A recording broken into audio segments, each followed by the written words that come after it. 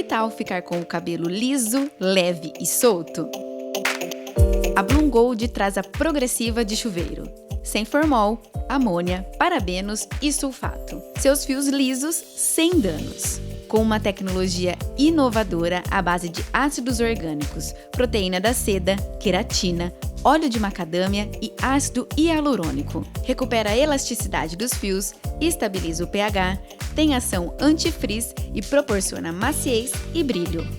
A progressiva de chuveiro tem um passo a passo descomplicado para você fazer na sua casa. Não amarela e nem desbota o tom do seu cabelo. Resultado: seus fios lisos, hidratados e sem agressividade.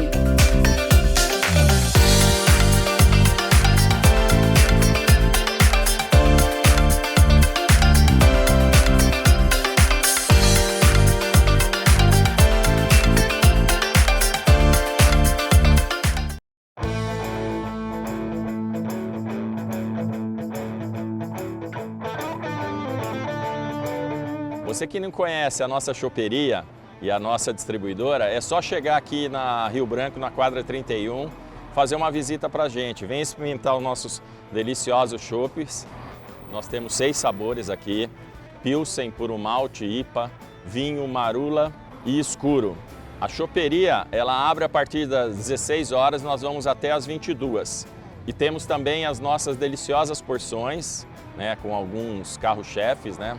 Porção de calabresa, por exemplo, batata, a porção de panceta, tábua de frios. Nós estamos aqui à disposição de vocês. Venha nos visitar, venha tomar o nosso chopp, venha apreciar os nossos sabores.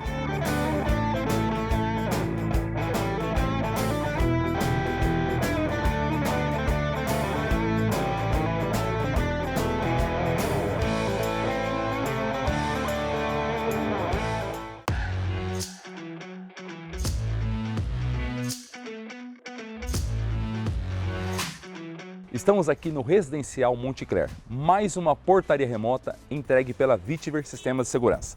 Vocês observam aqui o nosso acabamento em instalações.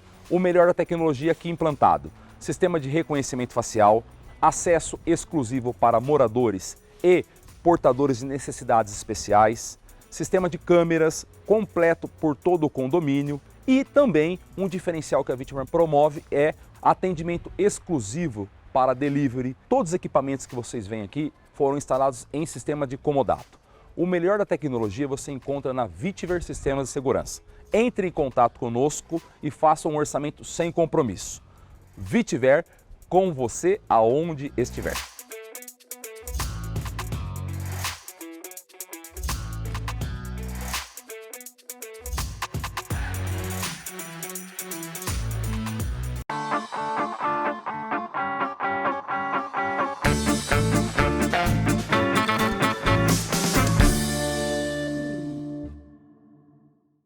Olá meus amigos, tudo bem? Começando mais um Cozinha de Casa cheio de receitinhas gostosas para vocês. E hoje uma receita vegetariana e uma receita também francesa. Nós vamos, que é nome de filme, agora eu acho que todo mundo sabe, né? Um ratatouille, que são legumes, né? Que são legumes. Tenho aqui a abobrinha, berinjela, cebola, tomate.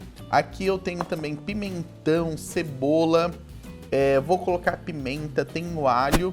Essa talvez, provavelmente, não seja a receita mais clássica, mais original, que também leva bastante pimentão amarelo, vermelho. Eu não quis comprar porque eu achei um absurdo o quilo do pimentão que estava R$27,90. R$27,90 o valor do quilo do pimentão amarelo e do vermelho. Então eu falei assim, não vou comprar. Então eu comprei aqui, ó, aquela pimenta doce, né? Que é aquela, eu tinha até guardado uma aqui pra... É uma pimentinha assim, ó, desenhadinha. Eu comprei daquela que eu adoro, então vai ser dessa. Muito mais barato do que o pimentão. Eu vou fazer no forno e não vou pré-cozinhar antes, não vou... tem gente que dá uma selada antes, eu não vou fazer isso, tá? Então eu só vou fazer aqui na frigideira o nosso molho, ó, aqui bastante azeite, um tantinho bom de azeite. Vou colocar aqui, ó, minha cebola, meu pimentão Eu tô colocando um pouquinho de pimenta também, sem semente, tá? Só para dar meia pimenta sem semente. Só para dar um saborzinho a mais. E vou refogar isso aqui, ó. Vou deixar uns 3 minutinhos. Pessoal, então refogou aqui os 3 minutinhos. Vou colocar a passata. E já vou colocar também, ó, ela é bem grossona, um pouquinho de água, tá? Ó. Já vou acertar o tempero. Vou colocar sal e pimenta, tá?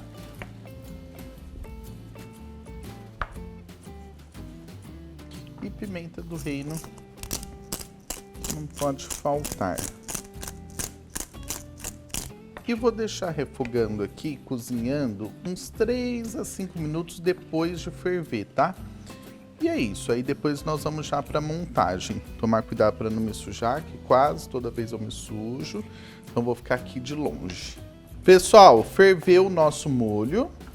Uns 5 minutinhos, 3 a 5 minutos, tá? Não precisa muito. Agora eu vou pegar, vou untar esse refratário aqui com um pouquinho de azeite. Essa receita com bastante azeite mesmo, tá? Então, ó, um fio de azeite aqui embaixo. Eu vou colocar um pouquinho desse molho aqui, sei lá, acho que metade. Uma parte dele, 1/3, vai.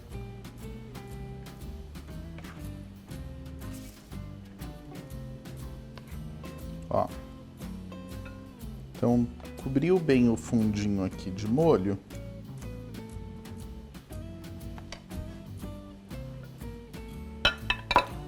Vou fazer o quê?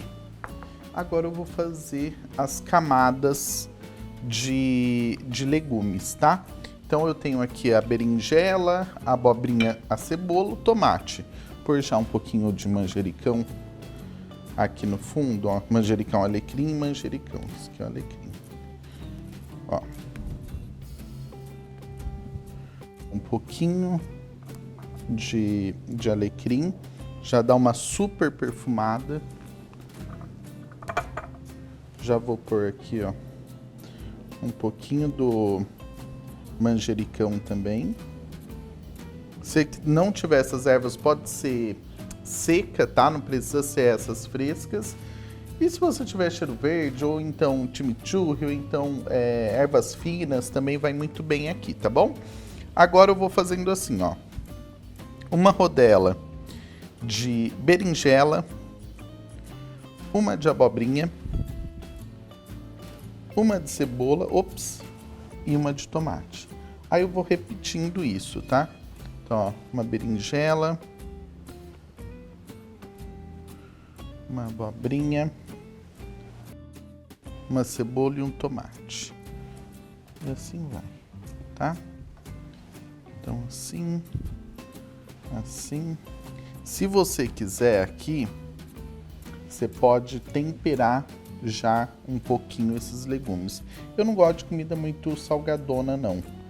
Então, eu deixo para temperar, o molho tá mais salgadinho. Então, ele que vai dar o tempero aqui do nosso ratatouille, tá? Aí, gente, nós vamos colocando aqui, dando uma boa apertadinha, tá?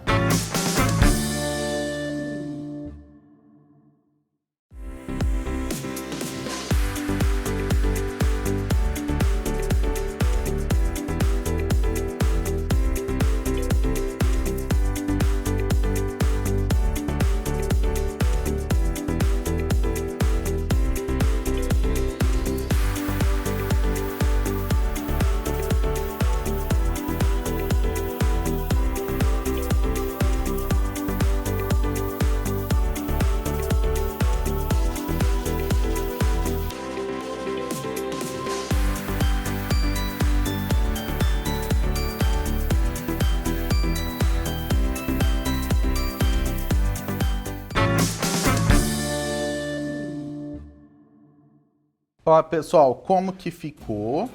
Tem que ser bem apertadinho aqui os legumes. As rodelas, meio centímetro aproximadamente da berinjela e da abobrinha.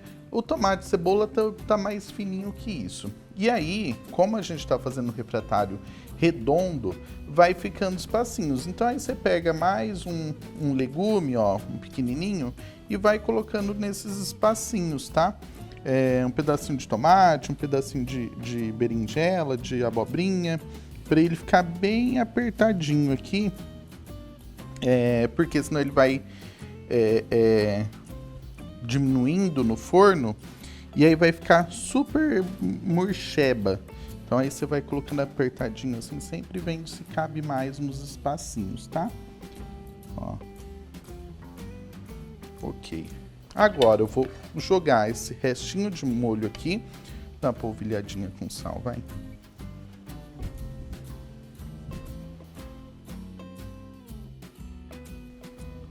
E regar com o molho restante, ó.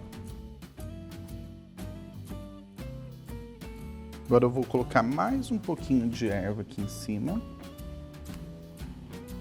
para ficar mais perfumadinho, mais gostoso. E vou cobrir com papel alumínio e levar no forno uns 25 minutos, dos forno médio para alto pré-aquecido, tá? Vou tirar depois o papel alumínio e levar mais uns 15 minutos. O total vai uns 45 minutos, 50 minutos no forno total, às vezes até um pouquinho mais, tá? Dependendo do tamanho da seu refratário. Vou levar lá e já mostro para vocês. Pessoal, então tá pronto, ficou no forno quase 1 hora, tá? Uns 40 minutos aproximadamente com papel alumínio e depois mais uns 20 minutos sem o papel. Ó, e é isso aqui, olha essa fumacinha, que coisa mais deliciosa, ó. E aí você serve assim. Você pode servir só ele, tá? Pode ser acompanhando uma massa alho e óleo, pode ser um arrozinho, se você quiser uma carne também. É que essa é uma receita mais vegetariana, né? Mas dá também para você fazer uma carninha para acompanhar. E é isso aqui, ó. Essa maravilha aqui de legumes cozidos no molho de tomate ali, refogados, né? Fica maravilhoso. Gostoso, ó. Fica dos deuses. Maravilhoso. Faz aí na casa de vocês. Depois vocês contam pra gente. Eu vou deixando aqui o meu beijo. Vou continuando comendo, porque tá muito bom. Um grande beijo e até a próxima.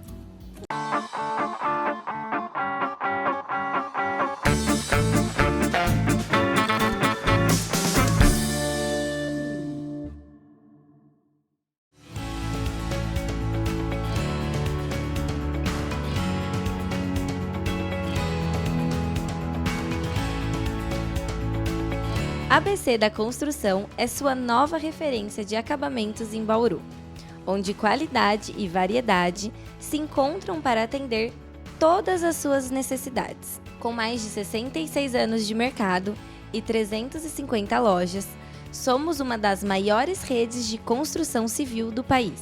Descubra produtos premiums para projetos residenciais e comerciais, desde materiais de construção até ferramentas especializadas.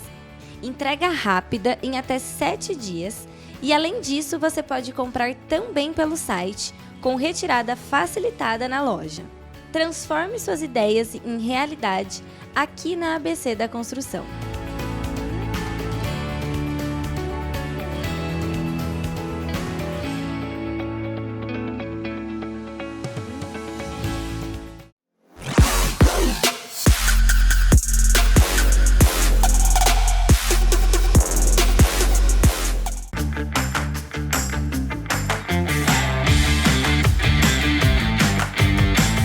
Agência Brasil Multimarcas, entregando mais 0 km. Lembrando, Agência Brasil Multimarcas, 0 km de todas as marcas, todas as cores. O diferencial aqui da Agência Brasil, você vem aqui, vai trocar ideia comigo sobre Chevrolet, Fiat, Ford, Honda, Toyota. Eu vou te mostrar qual que é o melhor custo-benefício, vamos trocar uma ideia do que é melhor. Vai tentar empurrar uma mercadoria. Lembrando, garantia de fábrica, comprou aqui, nota fiscal direto para o teu nome, vai fazer revisão em qualquer concessionária do Brasil. Entrega em 2 dias úteis, as melhores taxas de financiamento, porque vende muito. Avaliamos bem o seu usado só entrega a hora que chegar ao 0 km. E lembrando, se você não morar em Bauru, nós entregamos em todas as cidades do estado de São Paulo. Tá aqui essa HRV que eu estou entregando agora, é XL. Então, antes de comprar um 0 km, vai com calma, vai na concessionária, escolhe a cor que você quer, o modelo que você quer, você vai ver que você vai economizar aqui na Agência Brasil. Então, antes de comprar, vem tomar um café conosco. Agência Brasil Multimarcas.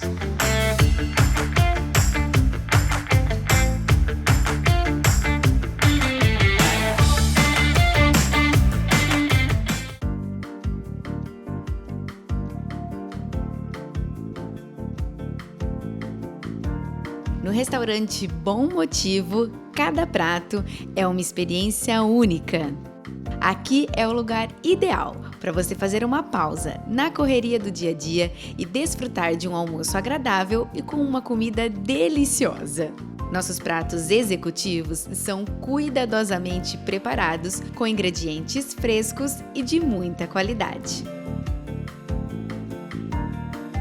Aos finais de semana, oferecemos opções especiais, tanto para você se servir em nosso restaurante, quanto para você levar para sua casa e ter um típico almoço de domingo, com assados, massas, maionese e muito mais. Restaurante Bom Motivo. Estamos te esperando!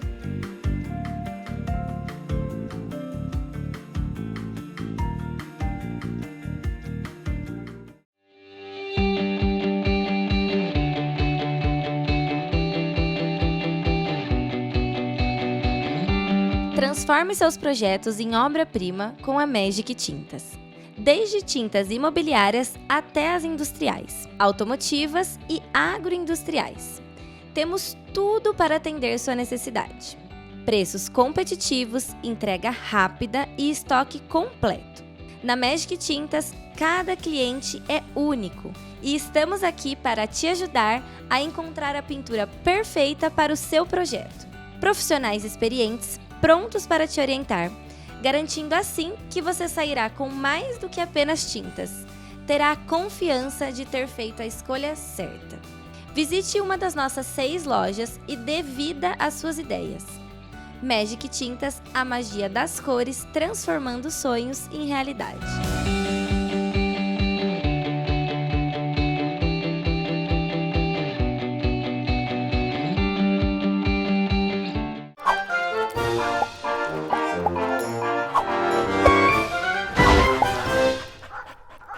Tia, eu sei que muitas pessoas vão pensar, pô, mas o criador tá ganhando dinheiro, né? Ele tá querendo ficar rico. Primeiro que rico ninguém fica com vendendo no animal, pets, a não ser que ele venda do tráfico. Aí ele vai ficar rico, porque ele não tem custo zero. Vai lá, pega um filhotinho de papagaio na natureza, vende, custo zero. Agora, um criadouro desse, ele tem um custo muito alto, inclusive porque ele tem que ficar com aqueles animais que nunca vão voltar para a natureza, que estão machucados, que não podem reproduzir, mas ele vai ficar com ele lá. E isso é importante pensar. A venda do Baluzinho, por exemplo, ele sustentou todos os outros animais que estão lá, que não puderam voltar para a natureza, que não tinham lugar para eles em zoológico, porque já estavam todos abarrotados. E aí sim ele foi para esse criadouro, e nesse criadouro ele vai passar a vida toda lá. E esse criadouro precisa vender um papagaio, um filhotinho, de uma matriz que conseguiu reproduzir, de um casal que conseguiu reproduzir, para sustentar todos os outros que estão ali. É mentira e é uma falácia falar que a pessoa fica rica com venda de animais, a não ser que for do tráfico. Aí é capaz de ficar mesmo, mas eu não sei se compensa o risco não. Eu acho que tem coisas que não se paga e eu, sinceramente, acredito que tenham criadouros que não sejam corretos, vamos fiscalizar, fechar eles, não é problema nenhum. O IBAMA está aí, a gente precisa apoiar o IBAMA e o IBAMA ir lá fechar e fiscalizar, fazer o trabalho dele. Mas o próprio IBAMA já fala que não tem estrutura para aguentar 38 milhões de animais silvestres, 60 milhões de peixes ornamentais. É muita coisa, tio. Imagina a estrutura que precisaria para o governo ter que fazer isso sozinho. Imagina fechando os zoológicos, fechando os criadouros que já tem. Mas o que vai acontecer? Vamos pôr a mão na consciência, vamos pensar isso, vamos parar de agir só porque acha bonito, na internet está na moda a gente ir contra criação pet. Né? A gente precisa entender que os pets geram empregos, sustentam outros pets que foram apreendidos de pessoas que fizeram tráfico de animais. E se você vê alguém vendendo, traficando animais, denuncie para o IBAMA. Tia, vamos pôr o 0800 de novo aqui para vocês denunciarem para o IBAMA toda vez que vocês verem alguém vendendo um animal sem ter toda a documentação, sem ter um criadouro legalizado, registrado e bonitinho, tudo certinho. Porque aí sim você ajuda. Não é denunciando a senhorinha que tem um papagaio há 30 anos.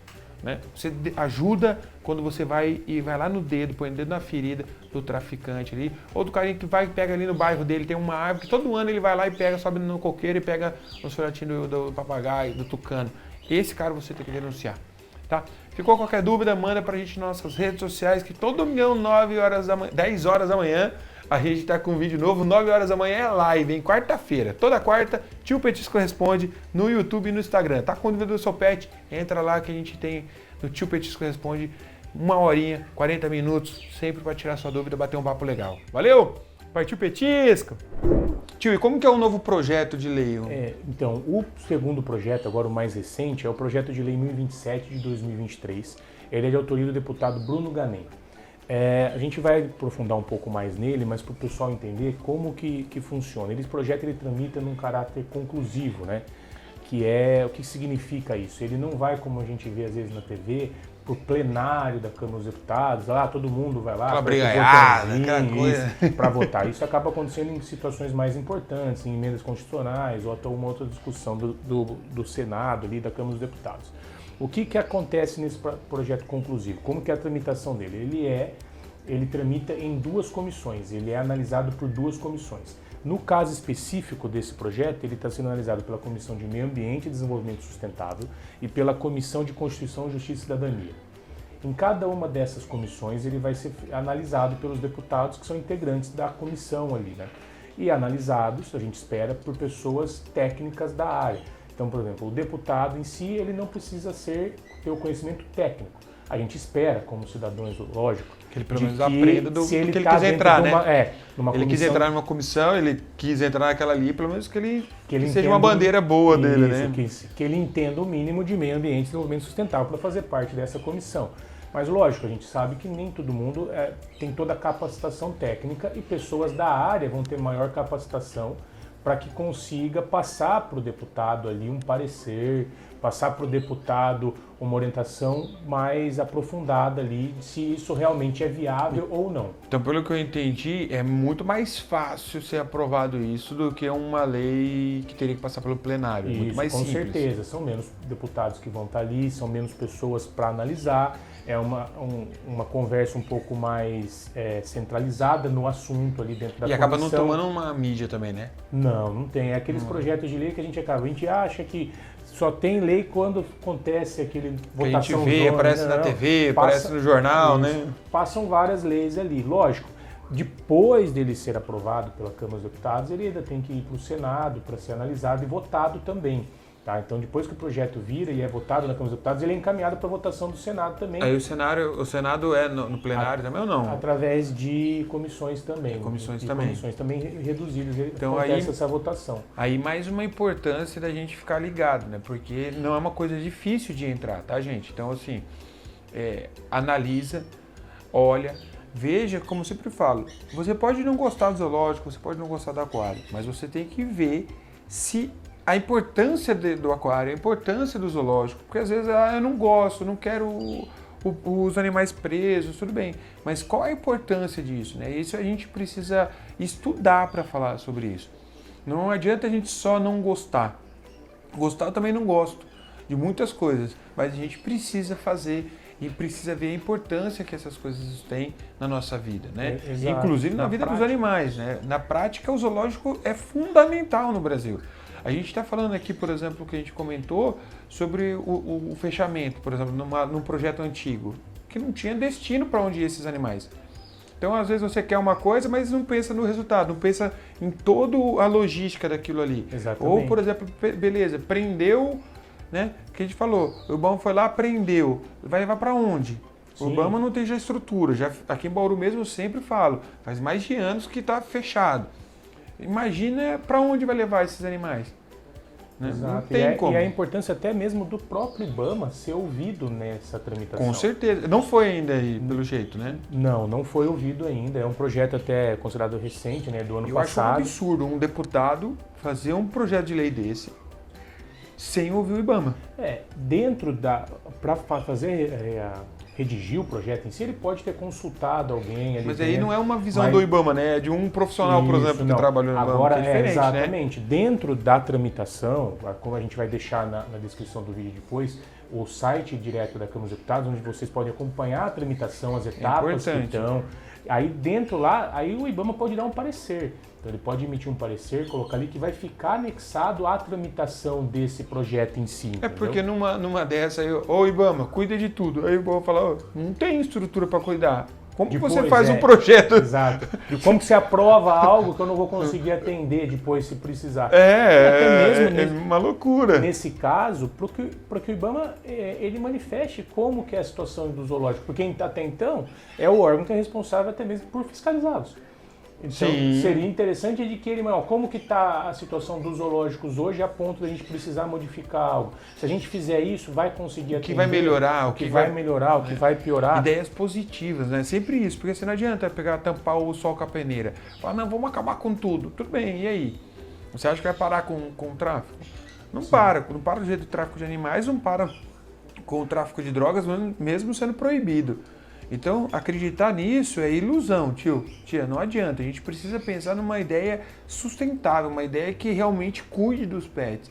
E o zoológico tem uma importância educacional, de reprodução, né? Eu sempre falo que criar é preservar. Não tem como criar uma espécie, ajudar numa eventual necessidade se a gente não aprendeu sobre isso, né? E para a gente aprender tem que criar. A arara azul, que muitas pessoas, eu tô com o azul passeando, o pessoal perguntou, não é extinção, sabe? Falei, olha, tá saindo, na verdade já não é mais como era antigamente. Por quê? Aprendemos a criar. Antigamente não sabia criar, começou a entrar em extinção, teve que pegar lá na Alemanha para aprender, não, é só da América do Sul. Ou seja, lá eles sabiam mais do que... Sabiam mais de lá. Por quê? Esses animais saíam daqui, iam para lá pelo tráfico de animais. Chegavam lá, eles aprenderam, começaram a reproduzir e depois vieram nos ensinar. Faz sentido isso? Aí a gente conseguiu dar o suporte para a espécie e a espécie começou a voltar. Olha, é isso que a gente precisa entender. É um outro ponto de melhoria que a gente tem no nosso país, que é o investimento em educação, em tecnologia, em pesquisa. Que é aquela coisa... uma outra parte, né, que a gente perde muito hoje da parte nossa intelectual para fora, porque fora dá maior estrutura e condição do que aqui. Não fica com medo. Aqui no Brasil fica com medo, né? Fala, não deixa os caras aprender muito não. Se aprender muito, vai ficar autossuficiente. É isso, né? Esse é o legal.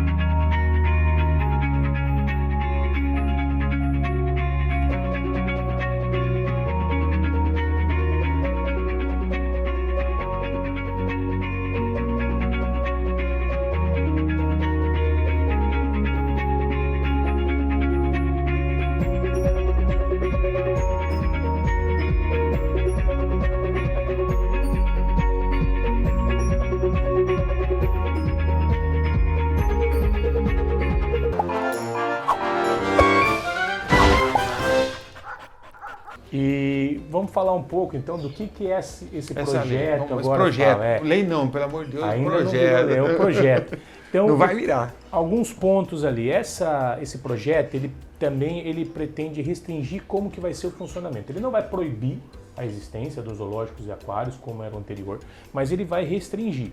E ele vai aumentar o papel e as ações de educação ambiental desses órgãos, né, desses locais.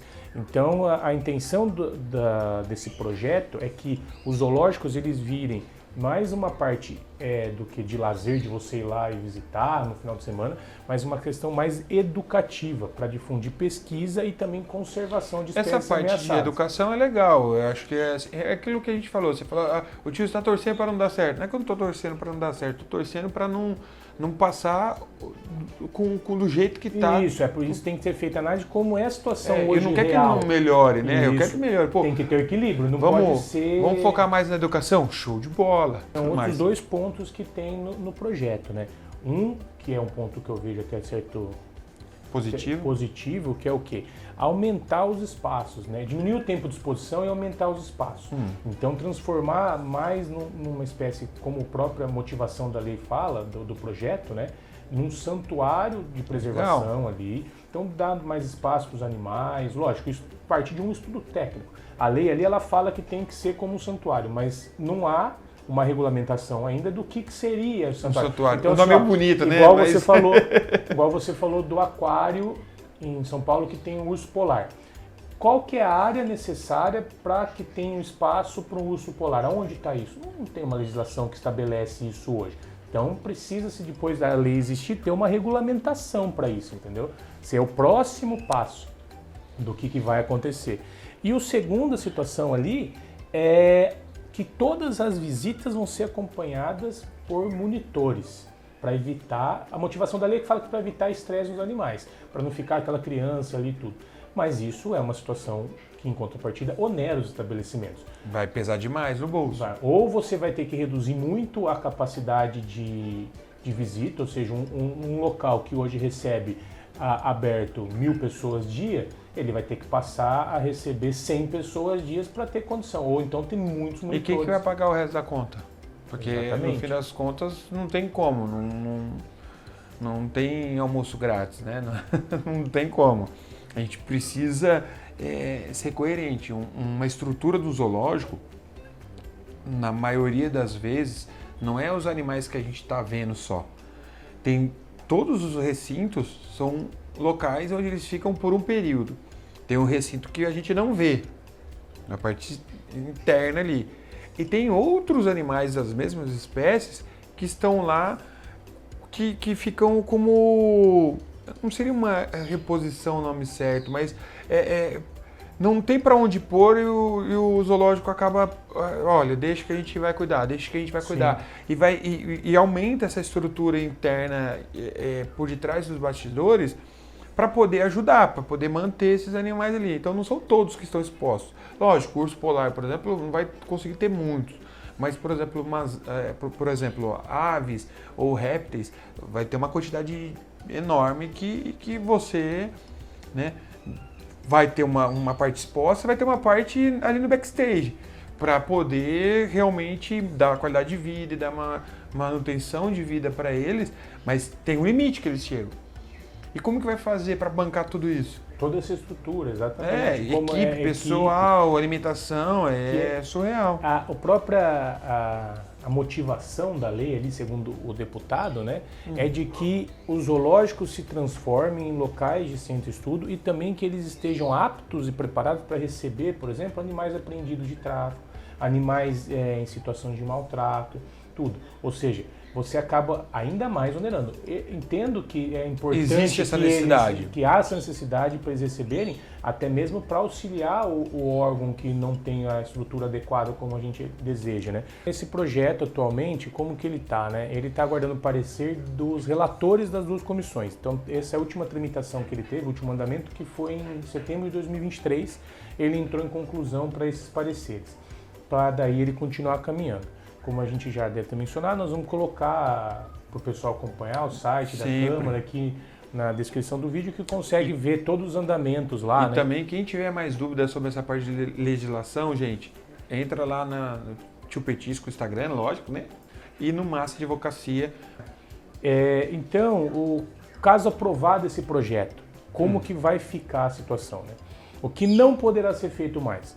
Conforme a proposta, os zoológicos e aquários não vão mais poder, vão ficar proibidos. Aí é proibição mesmo, de capturar animais da natureza. Já deve ser. Já não acontece, já é isso, né? proibido, né? Receber animais capturados na natureza, exceto quando forem do órgão ambiental, através do programa de apoio. Então, quando eles forem utilizados como centro de apoio do IBAMA, aí poderia. Ele não vai poder mais comprar animais. Que também já não compra, que eles não, tanto que eles recebem, já praticamente não compram. E aí o ponto que eu, na minha percepção, é o de maior impacto, não vão poder existirem novos. Então os que já existem vão se adequar e não vai poder daqui para frente abrir um novo. Então você, tio Petisco, hoje você já tem bastante animal, você continua crescendo, você fala assim, ó, quero abrir para visita. Vou abrir para visita, vou me regulamentar. E como zoológico. Como zoológico. Não vai poder. Mesmo com meus animais legalizados. Mesmo com seus animais legalizados, não vai mais ser permitido que se abra um zoológico ou um aquário no Brasil. Tio, como tudo na vida, exclusividade custa mais caro. Então, para mim, o que está acontecendo com isso é falar assim, ó, vamos subir o preço, porque se não pode ter mais, quem tem, quem não tem mais. E a gente está falando de zoológicos. Mas o município não vai poder abrir e nem o privado. Tá, mas o município já não quer abrir mesmo, tudo bem. Mas o privado, quem é o dono do zoológico lá, quando tinha safari, acho que até voltou o safari em São Paulo, né? O aquário mesmo em São Paulo, tá? Quem tem. Então, se o preço do aquário hoje é 100, vai para 200. Exato. E aí você pensa numa lei dessa num curto prazo. Porque você não consegue acompanhar o desenvolvimento de uma cidade. Então, por exemplo, hoje você está falando assim, ó, do jeito que tá bom. Não vamos mais mexer. Mas e aí você não sabe se daqui a 10 anos, um polo que hoje é pequeno ali, teve um crescimento grande, minha cidade agora ela atende a demanda para ter um zoológico aqui, sabe? Então, ou até, por exemplo, o próprio zoológico, ele cresceu e chegou na cidade, por exemplo, de Bauru é um pouco afastado de Bauru, da cidade. Mas tem zoológicos como o Aquário de São Paulo, é no meio da cidade. Aí o cara não tem mais infraestrutura para crescer ali, ele está preso ali. Exato. Mas os animais continuam reproduzindo, continua tendo tráfico de animais, continua tendo apreensão. Ele não vai conseguir receber. Ele não precisa mais, não pode mais receber. O que poderia acontecer é abrir um novo zoológico em outra parte da cidade. Sim. Levando conhecimento para outra parte da população. Não tem mais como. Não tem mais como. E não consegue, você não consegue prever. Então você tem regiões que a gente vê hoje, por exemplo, que cresceram muito. Então a gente sabe hoje, tem lá o Olímpia. Os termas lá, o Hot Beach, há 10 anos atrás você praticamente não tinha nada naquela região. Isso cresceu muito, são hotéis gigantescos, uma rede grande. Daqui 10 anos, imagina o tamanho que pode estar ali a região. Quanto mais turismo, mais se desenvolve a cidade, mais ela cresce.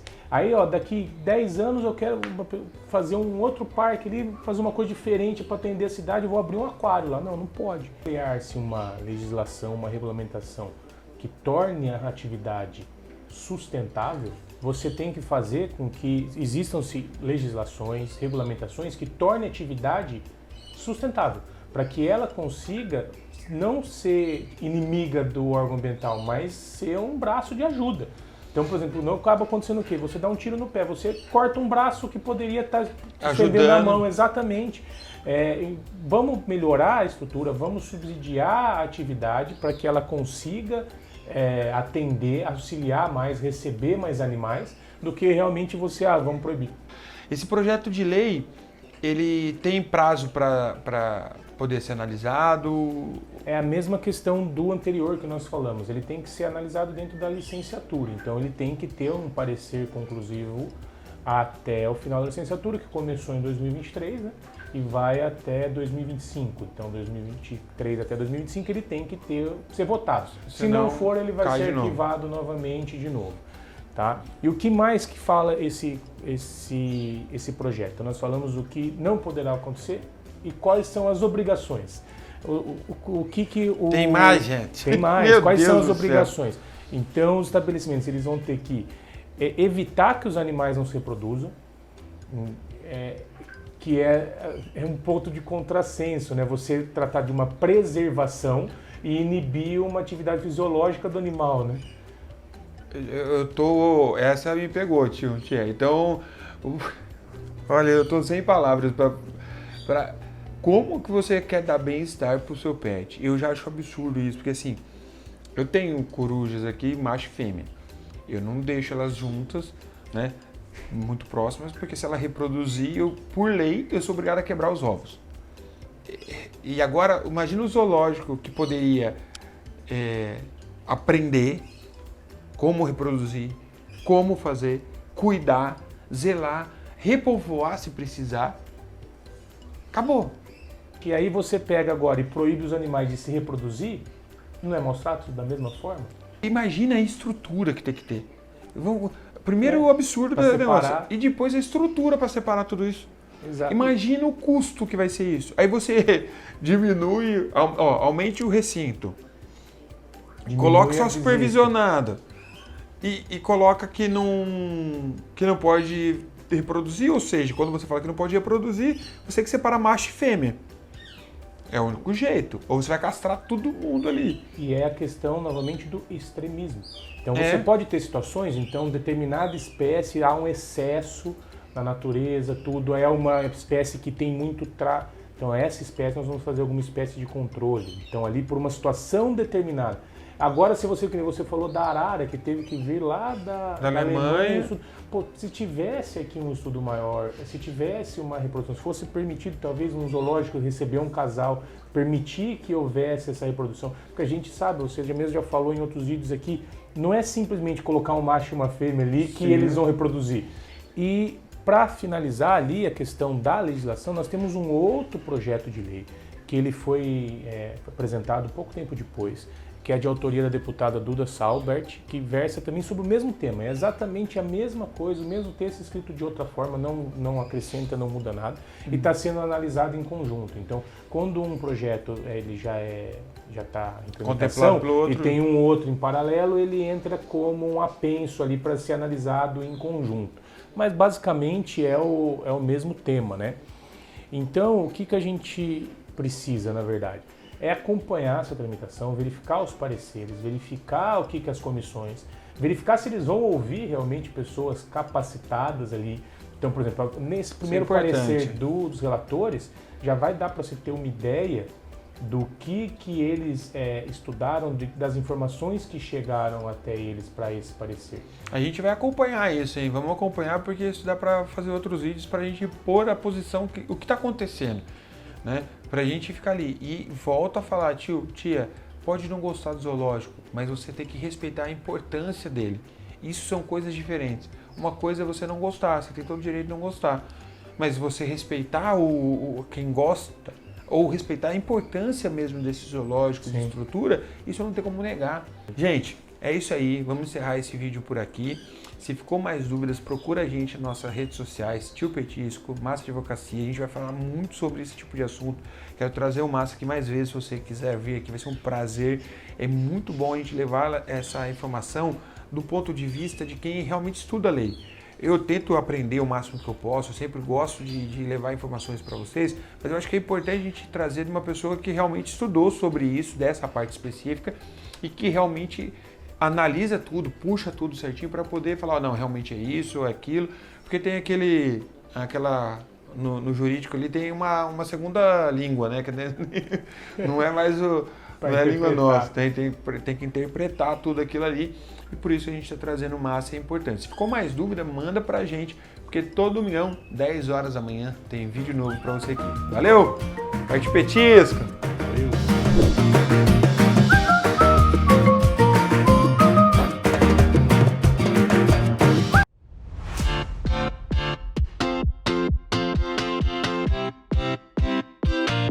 Olá, tudo bem? Meu nome é Denis Macéia, sou novo professor aqui do DALI. Eu estou de segundas às terças-feiras aqui, a partir das 18 horas. A gente está com uma nova metodologia aqui do meu amigo Flávio Aroca, que distribui a parte física e a técnica em cima do seu beach tênis. Vem pra cá, vem aprender! Fala pessoal, beleza?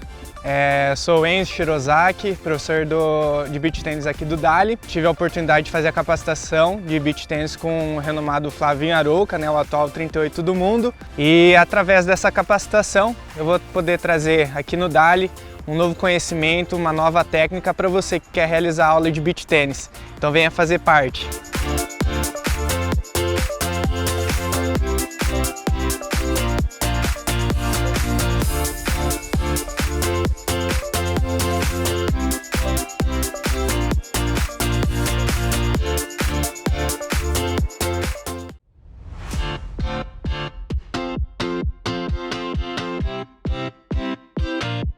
Aqui na Aquarela, a moda e a diversão se encontram.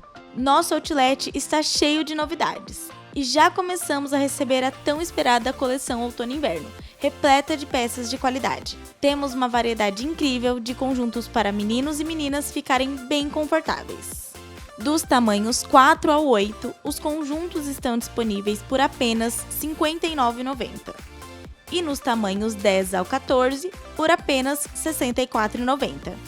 Nosso outlet trabalha com as melhores marcas do mercado, garantindo que os pequenos estejam sempre bem vestidos com os melhores preços.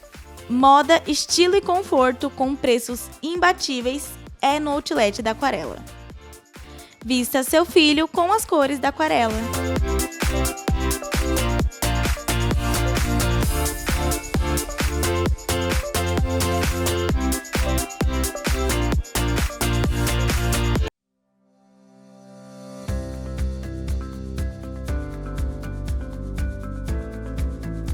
Se você deseja transformar seu estabelecimento comercial em um lugar com mais funcionalidade e lucratividade, a Gôndolas Melo é a empresa especializada em desenvolver soluções inteligentes que você procura. Desde o planejamento até a execução, trabalhamos lado a lado com nossos clientes, garantindo que o projeto seja concretizado de acordo com suas expectativas. Com nossos projetos inteligentes, sua loja não apenas ganha funcionalidade, mas também eficiência e rentabilidade. Nossa equipe é composta por profissionais especializados que criam projetos inovadores, selecionam os melhores materiais e realizam uma montagem perfeita.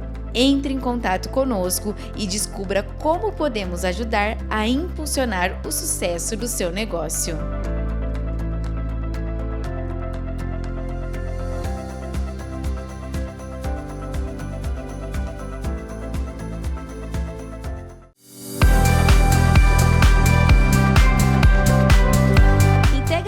Inovação e networking. Descubra um novo espaço para impulsionar sua criatividade e produtividade. O Multi-Coworking oferece ambientes inspiradores, com salas para reuniões, treinamentos, estações de trabalho e salas individuais totalmente equipadas com o mobiliário necessário. Com um ambiente criado para trazer conforto, bem-estar e sem burocracia. Eleve sua experiência de trabalho com o Multi-Coworking.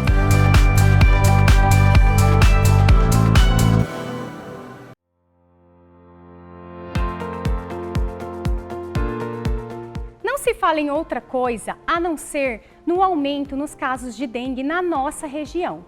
E a Brumax, preocupada com você, cliente, e o seu bem-estar, nós estamos reforçando o estoque da nossa linha Citronela.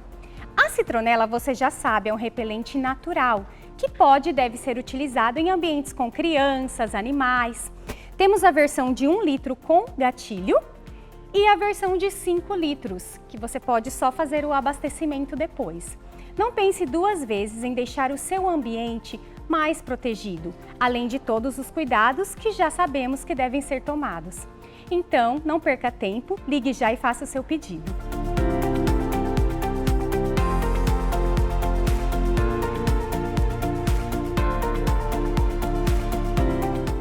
Você quer viajar, mas surge aquela dúvida. Por onde eu começo a montar uma viagem? Eu te conto agora.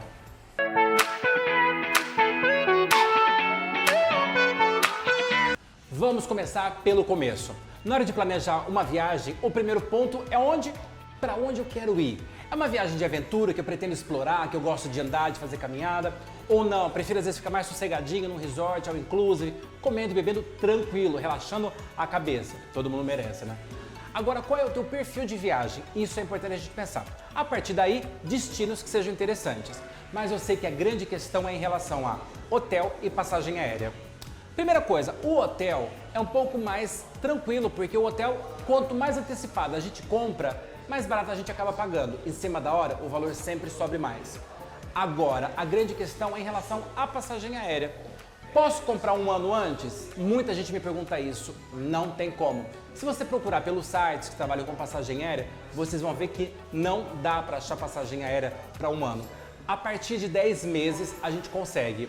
Só que nem sempre comprar muito antecipado vale a pena.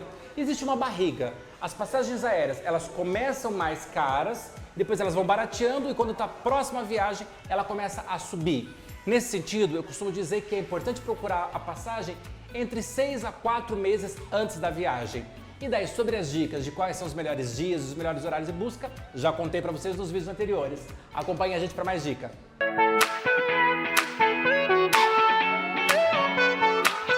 Mulher na política já é algo raro. Aí uma mulher na política de direita, a gente começa a se perguntar.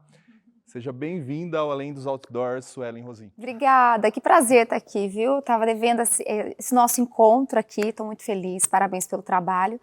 É uma honra ter esse bate-papo aí com vocês. Obrigada pelo convite.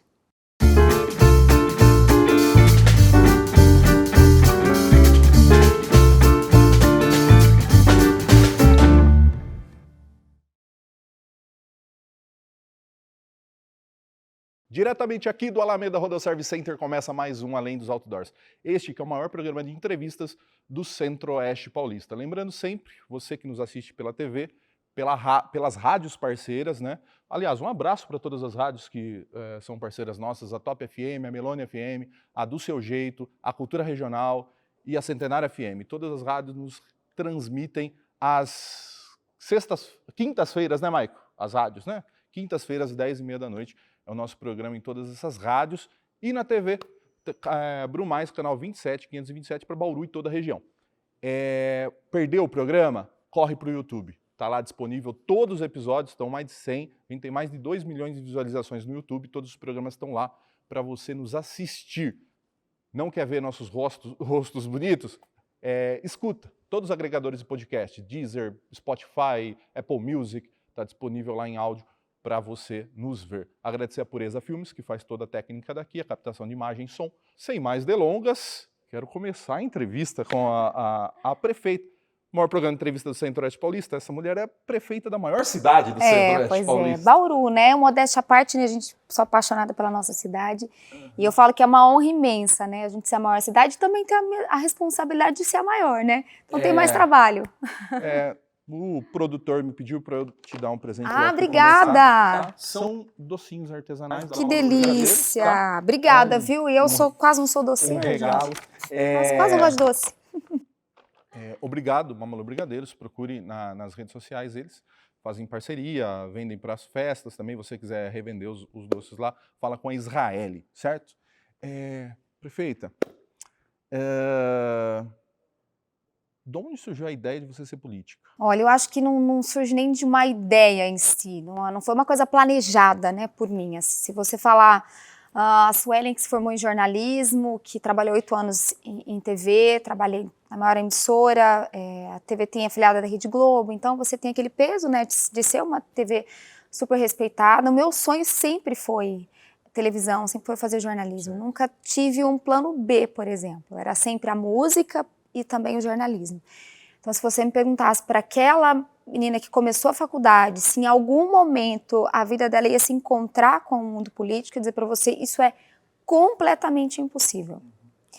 Mas eu falo que Deus tem seus planos para a gente, eu acho que Ele só procura aqueles que estão disponíveis aí a encarar grandes desafios. E aí, em 2018, foi quando eu recebi o primeiro convite para ser candidata a deputada na época. Logicamente eu disse não bem grande. Eu falei, eu não vou sair da posição que eu tenho hoje, que é a posição de cobrança, para ir para a posição em que eu vou ser cobrada. Não, acho que eu estou muito confortável, né? Porque é diferente. Mas ao mesmo tempo lá no fundo e alguma coisa, sabe, me questionava assim, por que não, né? Você pode ir além da notícia, você hoje apresenta, você cobra, mas o papel do repórter, ele se encerra ali. Acabou a notícia, acabou o jornal, acabaram as minhas obrigações, eu tenho que contar aquilo que me reportaram. E o prefeito vai além, ele vai na execução, né? E de certa forma o político tem esse espaço de fala e as coisas se movem com isso, né? E aí surgiu. Você gostou? Olha, mais desafiador do que eu imaginava. Hoje eu diria para você assim, você se sente realizada no que você está fazendo? Muito.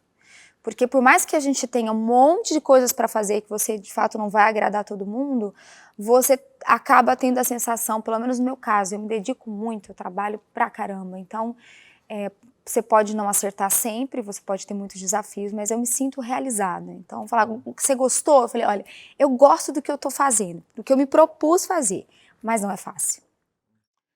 Porque, assim, dois caminhos muito difíceis você pegou. O do jornalismo, os dois. que é uma disputa gigantesca. Você pega, formando jornalismo, todo mundo quer ser repórter da TV Tem. Você tá falando.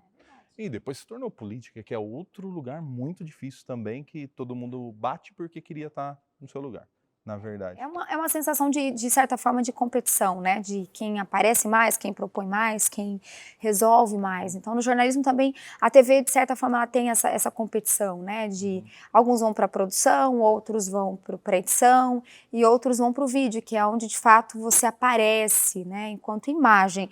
Apesar de sempre dizer, as pessoas muitas vezes não têm noção que quem aparece é a menor de tudo, porque é toda uma equipe, igual vocês aqui, é toda uma equipe envolvida para fazer o negócio acontecer. Então o jornal só vai ao ar porque tem muita gente nos bastidores. Mas de fato tem aqueles que têm mais aptidão para TV, mais para comunicação, então tende a aparecer um pouco mais. Foi a virada de chave? Porque quando você era repórter da TV Tem, você andava pela cidade e as pessoas queriam contar os problemas para a gente cobrar. Te parabenizar ou tirar uma foto para postar no Instagram com a repórter, não sei o que lá. E agora todo político, por mais bem sucedido que ele seja, ele é atacado. Sim. E até de forma baixa e vil, assim. Você se porta bem com isso? Olha, eu consigo lidar bem com as críticas. Primeiro que eu não tenho problema nenhum com críticas construtivas, eu acho que ela faz parte. Quando alguém vai, critica, pontua, mostra onde está o problema e você vai lá e resolve. Mas eu procuro administrar da melhor forma possível. Lógico que o meu mandato, ele sofre desde quando eu assumi uma cobrança muito maior do que outros que já passaram. Acho que também essa questão de ser uma mulher, né, dessa porta que a gente tem que ficar abrindo, explicando que é você que está fazendo, que você tem, que você pode, que você tem condições de administrar. Acho que esse peso também é muito grande. Mas eu tenho lidado assim da melhor forma possível. Eu não tenho problema nenhum com aquela crítica que é construtiva. Eu tenho problema com aquele que vem com aquela crítica que é criticar por criticar. Criticar porque é a pessoa. Que o interesse da cidade não está acima do ódio, quem sabe, que ela tem de mim, da minha figura e das coisas que eu faço. Quando atacam a minha vida pessoal, além do que pode ser pontuado enquanto governo. Então isso realmente... Você acha que você sofre preconceito por ser mulher? Sem dúvida. E se você perguntar para qualquer mulher que ocupe um cargo de liderança, ela vai dizer para você a mesma coisa que eu. Terminei uma entrevista agora com uma pessoa do mercado, e ela também sofre a mesma coisa. Exatamente, então não tem como. E é uma coisa que a gente está avançando porque a gente está se propondo a se colocar nesse lugar. Né, de liderança, de você ser diretor, e eu falo na política, em qualquer outro lugar que a mulher ocupe uma posição de escolher, de deliberar, né, de liderar uma equipe, de tomar decisões, você encontra esse preconceito. E eu falo porque vivo isso desde 2021. Então, desde uma reunião em que tem um monte de homens, alguém vem para tratar um assunto específico, ao invés de olhar para mim, porque sou eu que vou mais ou menos conduzir o que a equipe vai fazer, olha sempre para o outro homem que está do lado. Né? O fato de sempre duvidar da administração. Uma das perguntas que eu sempre tive lá quando eu saí no início era assim, quem está por trás dela? Quem é que comanda? Ainda escuto isso. Ainda se escuta muito. Qual a equipe que está? Então, às vezes as pessoas me leem porque uma minoria fala, aí quando elas têm a oportunidade de conversar comigo, eu falo, poxa, ela é prefeita mesmo, ela sabe do que ela está falando, ela entende, ela sabe, ela procura saber, se ela não sabe, ela vai buscar. Que legal, eu estou conversando com uma pessoa que realmente ocupa o cargo. Por que isso? Porque se é outro homem, isso jamais é questionado. Até mesmo no trato de algumas coisas. Então, assim, eu já ouvi, por exemplo, ela tem que levantar aquela bunda dela da cadeira. Isso jamais vai falar para um homem ou dizer uma coisa dessas, né? Já ouvi comparações, assim, totalmente discrepantes de que um ser humano deve fazer com uma mulher, de me infeta no prostíbulo, essas coisas, né? Essa daí, você não acha que você pegou muito pesado com o Cafeu? Eu? Imagina! Porque assim, eu entendi o que ele quis dizer. Não tenho comparação. Não tem onde você encaixa essa frase. Não existe um lugar que fala assim, olha, vamos passar um pano? Vamos colocar essa frase dentro de um contexto de brincadeira, um contexto de quis dizer isso. Não tem um contexto onde você coloca para todos os lados que você colocar essa frase, ela não faz sentido. E eu acho que reconhecer isso é muito mais maduro. Reconhecer, porque não é o que ele disse, é como eu me senti como ele disse. Se você fala alguma coisa para mim que me ofende, te incomoda, o que eu faço? Desculpe, não foi o que eu quis dizer, não vai se repetir, me perdoe. Mas o contrário disso, o ataque triplica. Então, acho que isso não é profissional, isso não e eu digo que, independentemente se fosse a questão política, se você vai criticar a prefeita, mas fazer comparativos, e não só com ele, mas todos os outros que usam um tom desrespeitoso, não com a gestão, mas com a minha vida pessoal, eu vou sempre combater, porque eu tenho que ser exemplo para outras mulheres. Se eu normatizar isso, as palavras que são utilizadas, elas tendem a piorar. Então, eu já processei inúmeras pessoas por conta disso. E ganhei. Né? Ganhei por quê? Porque, de fato, tem um sentido. Então, eu diria para você, não tem... com qualquer mulher você não faz essa comparação, mas ninfeta no prostíbulo. Em que lugar você entende que essa frase faz sentido? Em nenhum. Em nenhum, por mais que você tente. Então, mais uma vez eu digo... Inocente num lugar que não é de coisa inocente. Pois é, mas... olha o exemplo. Falar que você não era então fale. Política. Então fale o correto, mas não use algo que coloca a credibilidade de uma mulher, o posicionamento de uma mulher, num ambiente que não lhe pertence. Eu não pertenço àquele ambiente, entende? Então foi basicamente isso, mas apenas um dos exemplos, que não foi o único, mas tantos outros que a gente vê no dia a dia. Tem vários, né? A lista é extensa. Fala, prefeita, se incomoda com isso. Não, a gente tem que se posicionar, porque o que eu sofro na política, uma empresária sofre por ser uma líder, uma diretora, uma gestora, as pessoas passam por isso. Mas eu acho que essa questão da correção, ela é importante. Não é sobre o que você diz, é sobre como eu me sinto, como você disse. Se você me ofendeu, acabou, você encerrou. Tem preconceito religioso por você ser evangélica? Também, eu acho que tem preconceito para todos os tamanhos, né? Eu diria assim, para tudo. Mas nunca se preocupou tanto com a religião de uma prefeita como se preocupou com a minha. Isso é fato. Porque eu sou ativa e eu acho muito interessante porque as pessoas muitas vezes imaginam que nunca existiu uma Suelen antes da prefeita.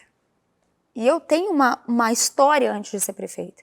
Eu tenho uma história de 5 CDs gravados, eu tenho uma história de ser nascida no lar cristão, de ser filha de pastores, de ter viajado para lugares ministrando e cantando, de pertencer a uma igreja ativamente. Então, assim, às vezes, por exemplo, às quartas e aos domingos, o horário que você, dos cultos, você vai me encontrar na minha igreja. E na minha igreja, em cima do altar, cantando. Mas isso desde a Suelen, desde quando eu nasci. Nasci fazendo isso. Então, eu percebo que realmente há uma preocupação. Isso. A prefeita cantora. Como se fosse assim, olha, eu virei prefeita e depois vieram as outras coisas. Na verdade, não, isso sempre fez parte de mim. E eu nunca escondi quem eu sou. Quando eu fui para a rua, as pessoas sabiam que eu era cantora também, elas sabiam que eu era evangélica, mas, de fato, às vezes existe uma preocupação. Então, quando alguém vai ofender, ofende sempre, às vezes, com cunho religioso.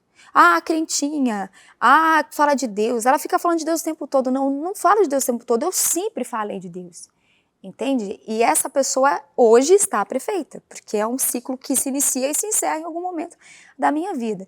Então eu percebo que existe uma preocupação. Então se você pontuar assim, prefeitos anteriores, se falou muito sobre a religião deles? Não, ninguém sabia. Ninguém nem sabia qual era a religião. Agora o fato de ser evangélica traz um peso maior. Como você lida com isso? Tranquilamente, eu não vou deixar de fazer. Agora, inclusive, eu e minha irmã lançamos a segunda música nesse ano, e a música Minha Oração, tá em todas, já faço propaganda aqui, todas as plataformas digitais, tem Suelen Tainara, você vai descobrir lá que a gente canta muito tempo atrás. A gente lançou uma canção, Que Veio o Teu Reino, e Minha Oração, 2 canções recentes, composição da minha mãe e da minha irmã, e eu canto também. Tive a oportunidade de conhecer sua mãe. Maravilhosa, né? Eu, modéstia à parte. Assim, e tanto ela quanto seu pai, vocês têm uma característica que eu que sou de família mais italianona, assim, diferente, vocês falam baixinho, vocês falam delicado, todo mundo. Depende, viu? Depende do dia, depende do assunto, né? Quem trabalha comigo fala, tranquila, prefeita, dependendo. Lá em casa, o vizinho, acho que a gente tá se matando o dia inteiro. A gente é uma família normal, de vez em quando é os perrengues mesmo, é assim mesmo.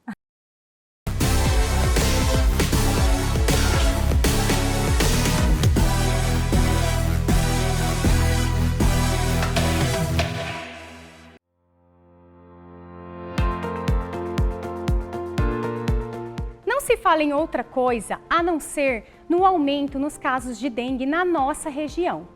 E a Brumax, preocupada com você, cliente, e o seu bem-estar, nós estamos reforçando o estoque da nossa linha Citronela.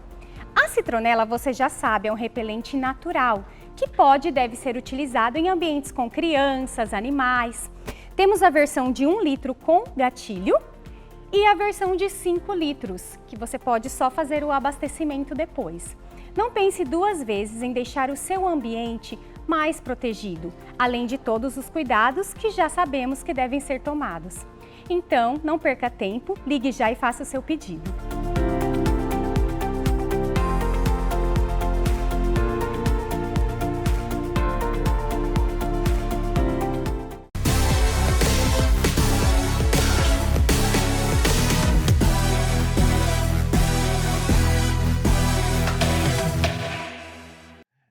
Deixa eu jogar mais fogo do que falam.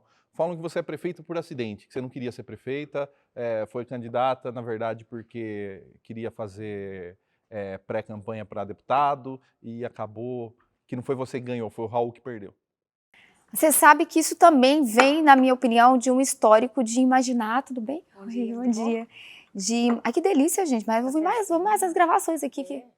Aqui, a gente é VIP aqui, o negócio é muito bom. Mas voltando, você sabe que eu acho que é uma das coisas que eu também percebo que é invalidar a sua história, a sua vitória, a sua trajetória. Então, assim, eu não sou o que sou por acidente. Houve muito empenho e dedicação para chegar onde eu cheguei.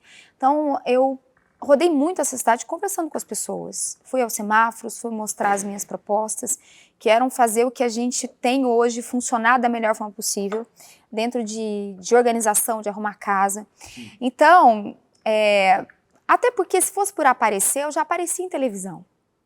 Com certeza. Né? Então, não era a visibilidade que eu estava encontrando, era de fato uma proposta. Quando se fala de política, a cadeira nunca fica vazia.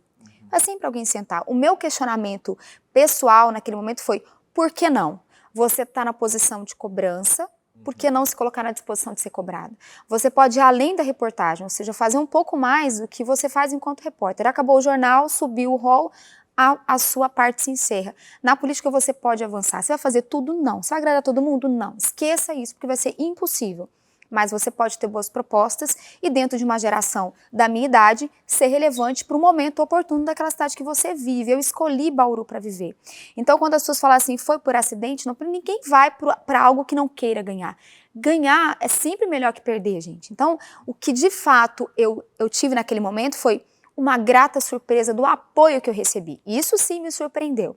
Porque eu era uma jornalista que até então não tinha experiência administrativa na máquina pública, então as pessoas poderiam escolher outras pessoas, mas ali muita gente se conectou com a Suelen, com gente, eu sempre disse, eu não tenho experiência, eu não tinha naquele momento experiência com a máquina pública, mas eu sempre lidei com pessoas e com esses problemas, e é nessa proposta que eu fui para a campanha. Então eu diria para você que não se pode invalidar uma trajetória de quem passou, de certa forma, alguns anos conhecendo as pessoas, estando presente nos bairros e que tinha total condição de ocupar a função que eu assumi em janeiro de 2021. Então, eu diria, perdeu por alguém que as pessoas entenderam que tinham condições de assumir a prefeitura. Então, eu fui surpreendida pela acolhida que eu recebi. Mas dizer para você que eu não queria ganhar, aí não, pelo contrário. Não teria sido candidato, né? Exato, né? Tudo é possível. Outra crítica. Hoje nós vamos só nas põe fogo no parquinho, como dizem. Fala assim, falam isso de mim também, porque eu não sou de Bauru. Forasteira, não é de Bauru. Nossa, eu ouvi muito. Não é bauruense. O que você acha disso? Porque assim, eu acho que 60% das pessoas que moram em Bauru, na verdade, não são de Bauru. Eu acho que é uma grande ignorância e, de certa forma, a nossa vitória na eleição deu as respostas necessárias para quem batia muito nessa questão. Uma das coisas que eu mais ouvi fizeram musiquinha, forasteira, a Não é de Bauru. Eu falei, gente, mas que lindo que é você ter a oportunidade de ir embora, mas você escolher ficar. Porque a gente tem inúmeras cidades maravilhosas pelo Brasil afora. Eu mesmo, enquanto repórter, tive a oportunidade de ir para a capital e para outros lugares, mas escolhi continuar em Bauru. Então, eu acho que é uma cidade que ela é construída por quem nasce aqui, quem tem essa origem, quem tem prazer de nascer. Eu sou bauruense, e aqueles que adotaram. Aquele, de fato, que tem um coração aberto, ele não faz diferença entre o filho que nasceu e o filho que adotou. Então, pelo contrário, o que mais importa é o que você constrói aqui. Então, eu ouvi muitas vezes isso. A forasteira.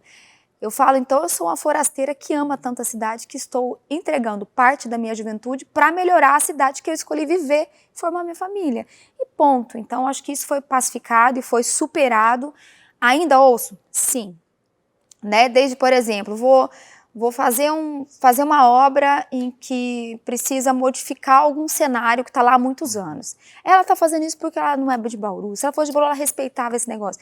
Eu falo pelo contrário, é uma pessoa que quer que a cidade evolua, que ela continue. Sempre valorizando as raízes, valorizando o que a cidade tem de bom. E a história, porque todo mundo ajudou a construir Bauru. Vou dar um exemplo básico. Quando eu cheguei na prefeitura, a gente não tinha, uma coisa muito simples, mas eu acho que historicamente faz uma grande diferença. Para vocês terem uma ideia, quando eu cheguei na prefeitura, a gente não tinha uma galeria com as fotos dos prefeitos da cidade. E aí eu falei, a gente precisava ter, eu acho que seria legal a gente poder enxergar quais foram as pessoas que ajudaram a construir a cidade. Então, a prefeita forasteira é a que hoje entende que as pessoas precisam conhecer um pouco da história. Hoje eu recebo visitas de alunos das nossas escolas que querem ir lá na prefeitura conhecer, param na frente daquelas fotos com todos os prefeitos. Ah, e quem que é esse? Quem que é esse? Então, assim, você relembra a história, porque de fato eu não sou daqui, mas eu escolhi viver aqui e me propus ser candidata a prefeita. E hoje estou prefeita, não sabemos qual será o amanhã, mas eu acho que pelo contrário, assim como você tem que olhar. Parece que vocês continuaram. Eu não tive acesso, viu? Eu não tive, agora... Eu vou chegar lá, eu vou chegar na política. Eu quero fazer outra pergunta que também foi motivo de muito fofoca, tá? Eu conheci o seu namorado. Quando você ganhou para prefeito, você era solteira. Sim. Certo? Você era uma mulher bonita, prefeita de Bauru, assim, você era muito... Os homens tinham medo de conversar com você? Eu acho, pô... E evangélica ainda, você tem uma postura séria, assim, ninguém tinha coragem de flertar com você? Assim? Não, na verdade, assim, eu sempre fui muito discreta em tudo. Muito, sempre fui, é uma escolha minha, mas isso já vem desde sempre, desde quando eu trabalhava em televisão. Então, a pessoa pensa, ela nunca namorou. Não, namorei, mas sempre houve uma grande discrição da minha parte em comum acordo, porque eu acho que a minha vida privada, ela pode, e eu tenho essa opção, essa escolha, né? Lógico, o que é público da prefeita, o que faz parte do meu cargo, o que é público deve ser público. O que é privado é uma escolha pessoal minha, sempre zelar, cuidar, né? É um hábito que eu tinha antes de ser prefeita. Mas eu acho que toda mulher que ocupa alguma função de liderança, de certa forma, as pessoas têm um receio, né? De se aproximar, de achar que a gente é meio que intocável, que a gente a gente é ser humano, tanto quanto todos os outros, né? Então, aquele que consegue avançar um pouquinho mais, percebe que tem uma pessoa por trás do cargo, e eu acho que isso que é muito importante. Então, a gente separa muito bem a prefeita da Suelen, e isso acho que faz ter uma relação saudável. Mas acho que toda mulher que ocupa uma função de liderança, dá aquela sensação, né? Vai que essa mulher vai brigar comigo, né? Sabe que como que é lidar? E tem que estar preparado, porque de fato a exposição ela é muito grande, minha agenda é uma agenda que não é uma agenda minha, é uma agenda da prefeitura. Então, ou seja, eu tenho coisas de manhã, à tarde e à noite. Então, se não souber lidar com isso, fica mais difícil. Mas tá tudo bem, graças a Deus. Terminei as polêmicas pessoais. As polêmicas pessoais. Vou para as polêmicas administrativas. Agora a audiência vai subir, porque agora o povo gosta de ver as coisas pegando fogo. Me fala uma coisa, eu vejo você ser muito cobrada nas redes sociais, principalmente na página do Bauruzão Mil Grau, do Felipe Bauruzão que tá aqui. Mil Grau, gente do céu, Bauruzão Mil Grau. Deu uma chuvinha, Bauru vira uma piscina. Bauru não, é um lugar específico, né? Parece que é só um corredor. Tem alguns pontos, mas a Nações Unidas é o mais complexo. Mas antes de você ser prefeita já era assim, né? Já, tem, pra você ter ideia, esse problema acho que está desde antes de eu nascer, o problema das Nações Unidas, né? A gente tem um histórico de muitos anos, praticamente, né? São muitos anos atrás que isso realmente tem problemas, inclusive que eu mesma noticiei enquanto repórter inúmeras vezes. Todo o meu tempo em Bauru, deu chuva nas Nações, desce lá nas Nações, está alagado.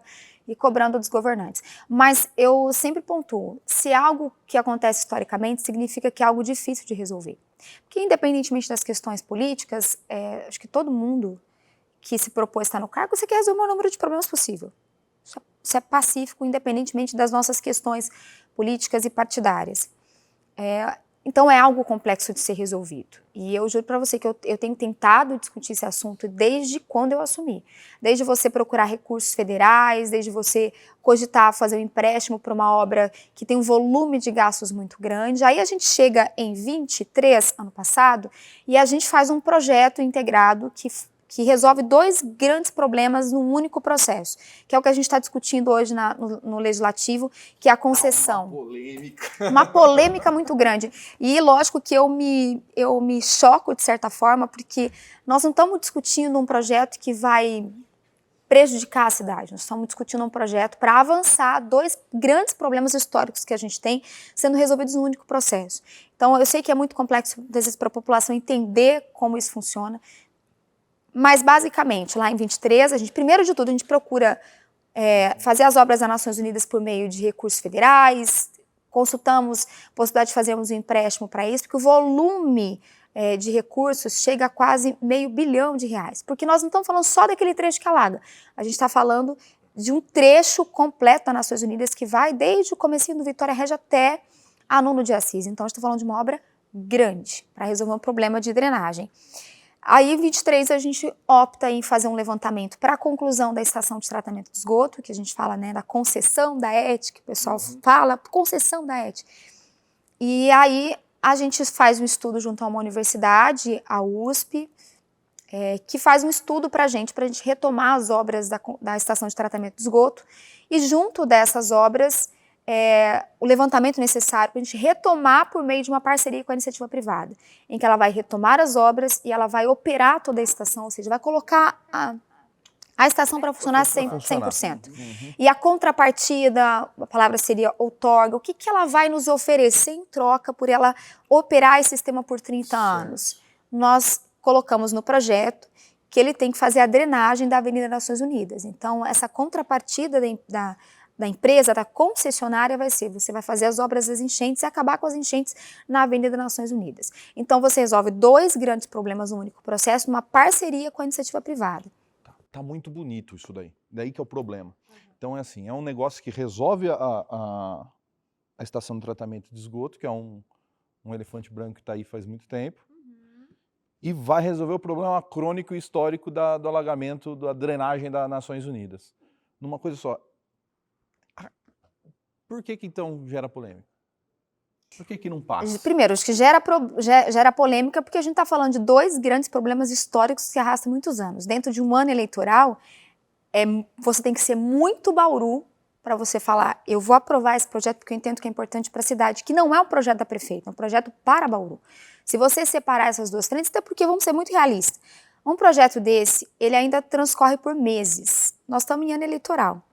Eu sou prefeita até 31 de dezembro de 2024. Então, essa obra retoma em 25, pode ser entregue em 26. Eu posso nem ser a prefeita da cidade naquele momento das obras. Então, acho que primeiro de tudo é essa polêmica do admitir que o projeto é a única saída para a gente resolver esse problema. Certo. Aí tem, acho que uma pergunta que você já vai fazer. Eu vou fazer.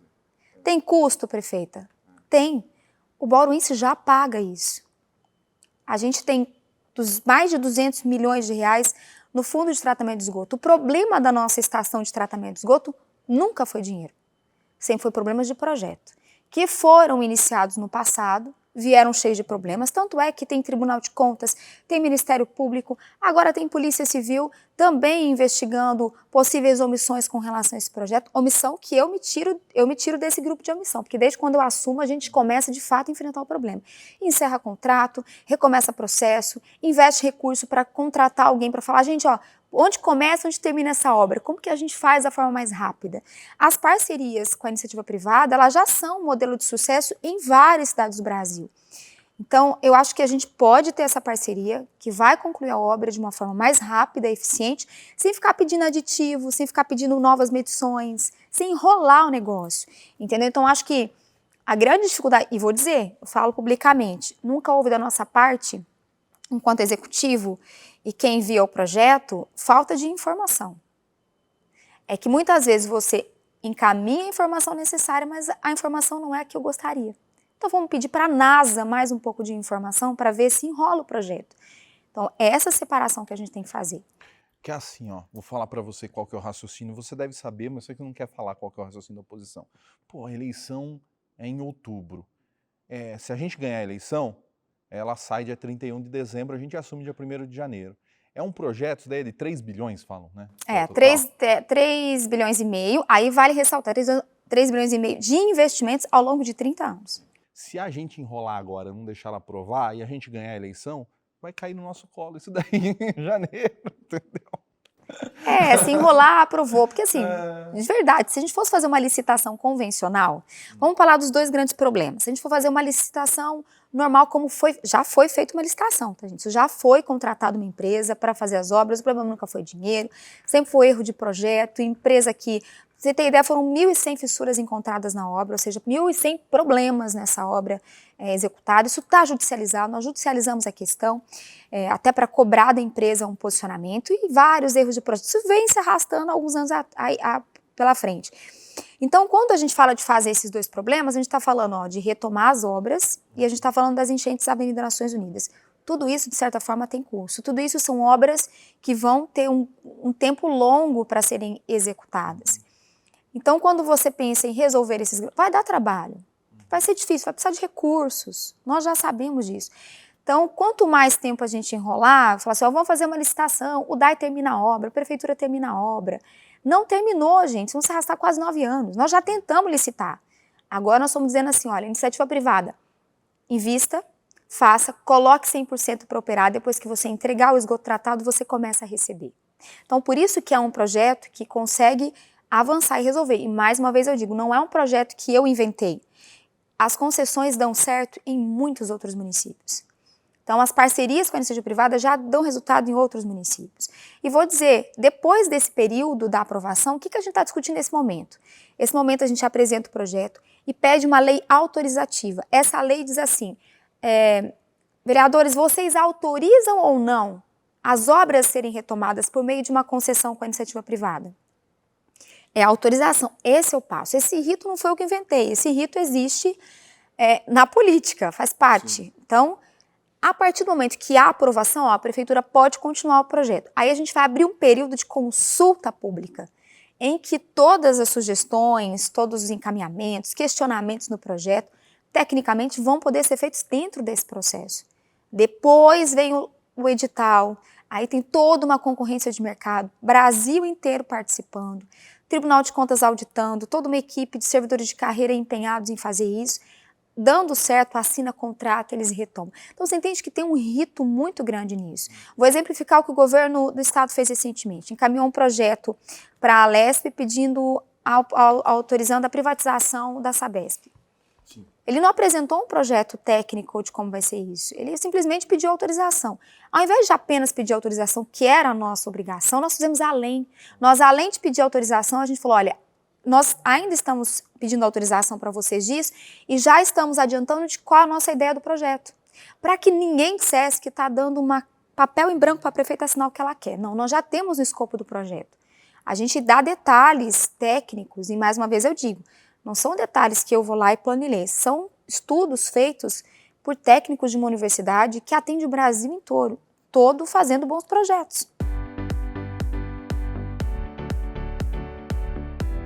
Fazer limpeza não é fácil, é confuso, é muitos produtos, você liga a televisão, é muita gente falando de vários produtos milagrosos em redes sociais.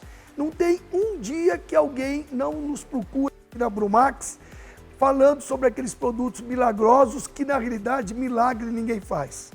Não existe produto que você passa, joga uma água e fica tudo limpinho sem deixar rastro. O que é rastro? Sem estragar o seu piso, conforme você está vendo as imagens. Usando o produto certo e de qualidade, como os da Brumax, o piso vai ficar assim. Isso não é um ácido e nem milagre, apenas usou o produto certo de qualidade. Por isso que eu falo, vem comprar na Brumax.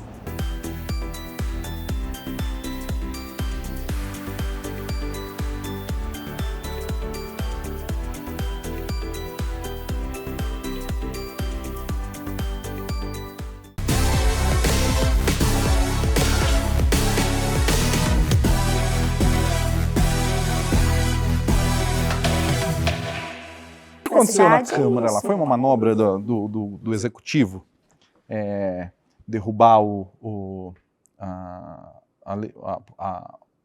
artigo da lei orgânica que precisava de 2/3 dos... Acho que, pelo contrário, eu acho que não é muito comum, principalmente quem entende da área, que existem problemas que se chocam entre lei orgânica do município, entre regimento interno da Câmara e Constituição. Existe isso, esse problema existe. E se a gente for discutir esse assunto, tem várias das questões na Câmara que vão precisar ser revistas.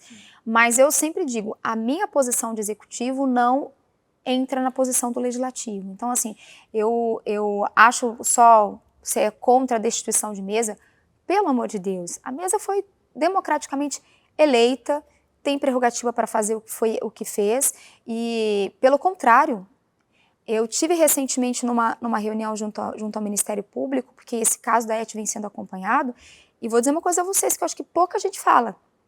Nós temos um grande risco hoje de ter que devolver quase 100 milhões de reais para a União de recursos já aplicados, porque a obra se iniciou com recursos da União, era para ser concluída com recursos da União, deu todo esse problema de projeto, então, mas a gente já utilizou o dinheiro da União.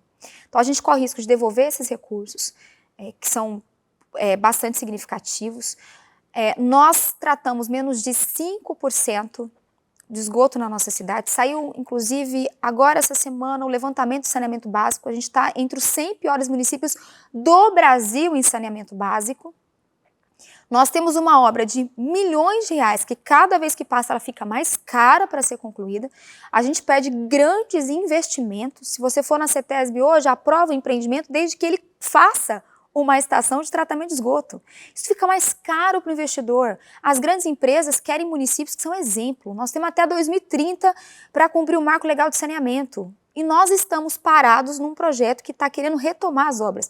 Então, pelo contrário, eu acho que a atitude da mesa foi também entender que a responsabilidade sobre tudo que a gente pode enfrentar em consequência de a gente continuar em cima de um projeto como esse, tratando como se fosse um projeto qualquer da prefeita, enquanto a cidade vai vai perdendo com isso. Pelo contrário, eu acho que, de certa forma, todo mundo entende que é uma responsabilidade de todos nós. Agora, eu procuro respeitar a posição do executivo, do legislativo, assim como eu sempre falo que é importante respeitar a posição do executivo. Então, nesse mérito, eu não entro. Agora, o que eu percebo, de fato, há 8 meses a oposição obstruindo esse projeto por birra da prefeita. Porque se for pensar em Bauru, e outro escolhe, né? Vamos falar assim, então, se eu não sou favorável, então vamos pôr para votação, não sou favorável, dá ao executivo a possibilidade de tentar ver o que faz. Porque a gente tem um termo de ajustamento de conduta com o Ministério Público, que precisa ser repactuado agora, e a gente tem sérios riscos de ser penalizado por isso. Prefeita. Se votar, você vai ganhar. Aí eu não sei dizer. Mas aí o que eu digo, gente, se deixar ganhar, você vai ganhar. Não eu, é Bauru. Nós estamos falando de uma obra milionária. Mas você acha que alguém está pensando em Bauru? Bom, aí, né, eu penso. É inocente. Eu entendo. Eu procuro pensar em chegar ao lado bom das pessoas. Eu procuro sempre. Mas realmente é o que eu digo, quando o interesse por Bauru for maior do que o interesse por essa cadeira de prefeita ou de prefeito, a gente vai ter uma cidade que a gente para de ser comparado com o Ribeirão Preto, com Campinas, com Piracicaba, com Sorocaba. Vem aquelas comparações. A gente é uma baita de uma cidade. A gente tem um povo maravilhoso, que se reinventa. Tem empresários que investem em Bauru, tem gente que escolhe Bauru para viver. É uma cidade que recebe as cidades da região inteira. A gente é a maior cidade do Centro-Oeste Paulista. A gente precisa entender o nosso valor. Então, quando fizer o interesse maior for para o Bauru, a cidade avança. Você não tinha uma relação muito interessante com o governo anterior. Com o Tarcísio, o negócio está diferente, né? Eu acho que, bom, primeiro que eu acho que essa relação ela se inicia já com uma porta muito aberta junto ao governo federal, enquanto Tarcísio ministro, sempre levando as demandas do município, né, e entendendo que a importância de Bauru para o Brasil, de certa forma. E aí, quando o Tarcísio vem para disputar a eleição em São Paulo, eu fiquei extremamente feliz pela competência que ele tem enquanto gestor, enquanto um excelente ministro. E você conversa um pouco com ele, você já percebe que ele sabe do que está falando, que ele está tocando o maior estado e assim, a gente não tem, né? Hoje, desconheço um governador com tamanha capacidade como a gente tem hoje. Sueli, você é pré-candidata a prefeita, a reeleição. Pré-candidata a prefeita. Pré-candidata a prefeita. Como estão os preparativos? Você vai trocar de vice? A cada semana arrumam um vice novo para você, sabia? É verdade, você tem razão. Todo mundo tem. Assim, eu acho que primeira decisão, né, de falar hoje, nesse momento, pode mudar? Tudo pode acontecer, gente. Tudo pode acontecer, né? As coisas só se validam lá mais adiante. Mas Dr. Orlando é meu vice. Ele continua sendo, né, um projeto que a gente construiu do zero, com 1% de intenção de votos. E quando a gente fala, diferente talvez de outros, o Dr. Orlando é uma pessoa que está comigo todos os dias, praticamente. Nós temos nosso café a cada 15 dias, fazendo balanço do governo, repensando a cidade juntos. A gente tem uma grande parceria. Então, o Dr. Orlando, sendo candidata, o Dr. Orlando é meu vice. E eu acho que o que muda daquele momento para este novo momento é que a gente hoje pensa um governo como grupos. Então a gente tem bons partidos, pessoas de bem, que sempre estiveram com o interesse da cidade. Então a gente pensa a cidade mais juntos hoje. Eu fico feliz, porque antes a gente era só o Orlando e a Suelen. Agora eu posso dizer que a gente não é mais só nós. Existem pessoas que, pelo interesse comum, pelo interesse de Bauru, que se agregam a gente. E isso faz toda a diferença. Você era da mídia, por que os caras batem tanto em você? Eu acho que...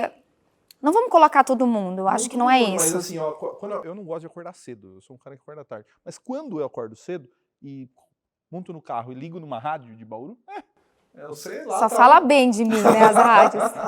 O pessoal me ama, fala assim, nunca é mais ou menos assim. Esses dias foi algo interessante. Nós estamos instalando o ar-condicionado do teatro. Legal. A notícia é ótima, mas querem transformar essa notícia, finalmente, demorou. Poxa, demorou, mas ninguém fez, né? Ninguém tinha feito. Nós tínhamos um ar-condicionado pré-histórico, que não funcionava, nós estamos investindo 3,5 milhões para fazer tudo do Teatro Municipal. Poxa, vamos falar que foi feito, né? E porque eu sempre disse, eu não tenho problema com cobrança. Eu estudei para saber exatamente o que é publicidade, propaganda, marketing e o que é jornalismo. O jornalismo não tem o papel do publicitário. O jornalismo cobra, fiscaliza, mostra o problema que tem. Não está ali para falar bem de político. Se político quiser falar bem, então contrata uma agência de publicidade que vai comprar uma parte da programação e colocar as coisas boas que você faz. Eu sei separar. Mas eu percebo que a gente tem uma pequena parte que hoje é muito mais politizada para grupos políticos específicos. Fazem reunião, faz grupo. Faz grupo político para difamar, né? Então eu percebo que é absolutamente natural. E também a forma com que eu me comunico, que eu percebo que às vezes incomoda um pouco, né? Que é o fato de... A prefeita blogueirinha. E tá tudo bem, se quiser me dar esse título TikToker. de... Na verdade, vou fazer o quê? Para mim, o que significa as redes sociais? Eu acho legal pra caramba. Significa um lugar onde eu presto conta para a população.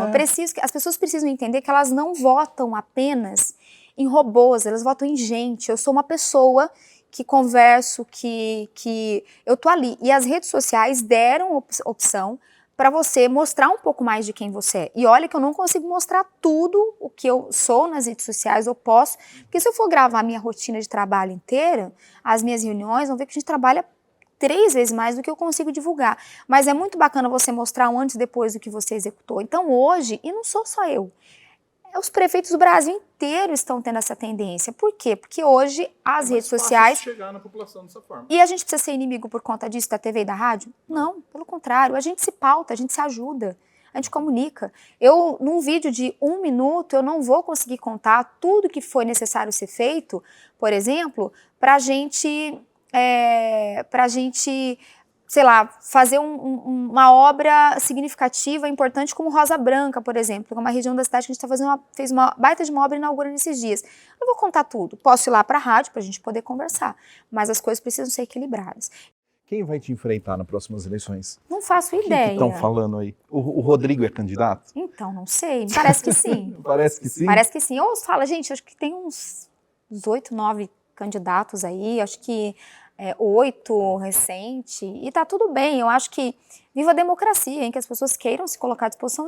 Todo mundo quiser sair candidato, vem, né? E tá tudo bem, eu acho que cada um tem sua proposta aí, na hora da campanha eleitoral, cada um vai pro seu canto, pede seu voto e tá tudo certo. Lógico que a cobrança em cima de nós é muito maior, eventualmente, mas ainda é uma coisa a ser ponderada, nós não sei como vai ser o futuro. Hoje eu estou cuidando do mandato, eu sigo cuidando do mandato, porque os problemas de hoje são meus. Falando do mandato, você ia falar sobre saúde. O que você está fazendo na saúde? Nossa, a saúde é um baita do desafio, é uma torneira que você abre e não consegue fechar mais, as demandas são sempre muito grandes. A gente vem de problemas gravíssimos de infraestrutura nas nossas unidades, então desde, por exemplo, ar-condicionado nas unidades, você fala assim, põe ar-condicionado em todas as unidades, você tem que fazer toda a revisão de toda a fiação, de tudo, porque os prédios são muito antigos. Então, o que a gente tem? A gente primeiro teve que dar um choque, de fato, de gestão. A gente estava tendo muitos problemas com atrasos e desde medicamento, problema que está faltando aqui e de lá. Então, a gente teve algumas mudanças pós-pandemia, né? É importante ressaltar, eu falo, a gente, querendo ou não, é um governo que passou a pandemia e isso nos prejudicou muito, né, em termos de investimento. A gente passou quase 2 anos, basicamente, só falando de pandemia.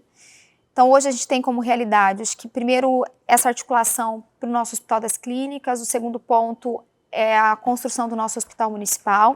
Nós estamos finalizando o projeto para o Hospital Municipal, um hospital de pequeno e médio porte, que eu acho que é um grande legado que eu quero pelo menos startar e deixar... Vai ser de especialidades ou vai ser PA, porta aberta? Não, ele vai ser de especialidades, não vai ser porta aberta, vai ser para resolver aqueles problemas de baixa complexidade, para desafogar também os hospitais do estado e dar uma resolutividade maior nos atendimentos, mais básicos assim para a população.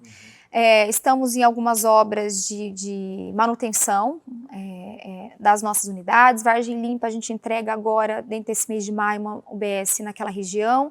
Tivemos três aprovações no PAC do governo federal para 3 unidades, né, o nosso CAPS 3, que vai funcionar 24 horas, também a unidade nova da 9 de julho, uma UBS nova, e a gente está caminhando nesse sentido, modernização do sistema, que era uma grande necessidade que nós tínhamos. Conseguimos articular junto ao Estado a volta da oncologia para Bauru, que é uma coisa que nós tínhamos de problemas no ano passado. Então a gente tem muitos avanços nesse sentido, mas há ainda muito a ser feito, é muita coisa. Na educação eu vi você apanhar um pouco, porque há uma parte da educação que é muito politizada.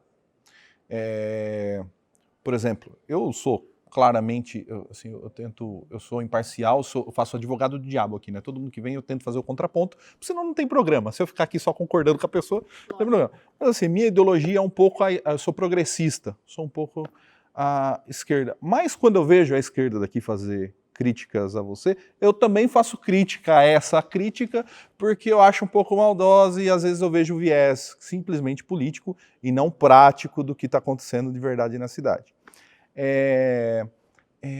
Então, na educação, sempre vejo assim, isso daí é política, não é tão crítica. Teve o caso dos imóveis. Lá que esse é um completo absurdo político. Esse aí eu já posso te ponderar antes de você concluir. Teve o caso dos imóveis, que eram aquisições de imóveis, né? Que falaram que você comprou os imóveis só para bater os 25% que precisava gastar Aí eu falei assim, pô, mas não está comprando imóvel, o imóvel está lá, né? Não jogou dinheiro nisso. E agora teve a reajuste, o Tauê que fizeram, greve, não sei lá. Como está a educação? Olha, eu acho que você já até responde um pouco. Muitas vezes é muito mais a ideologia pela oposição, fazer oposição por oposição e criar problemas em absolutamente tudo que a gente faz. As apropriações foram a prova viva disso. Eu não fui a primeira prefeita a desapropriar a prédio de educação, pelo contrário. Nós temos na região central da cidade um hotel tombado, que não tem a menor condição de ser utilizado, que foi desapropriado, sequer está sendo usado.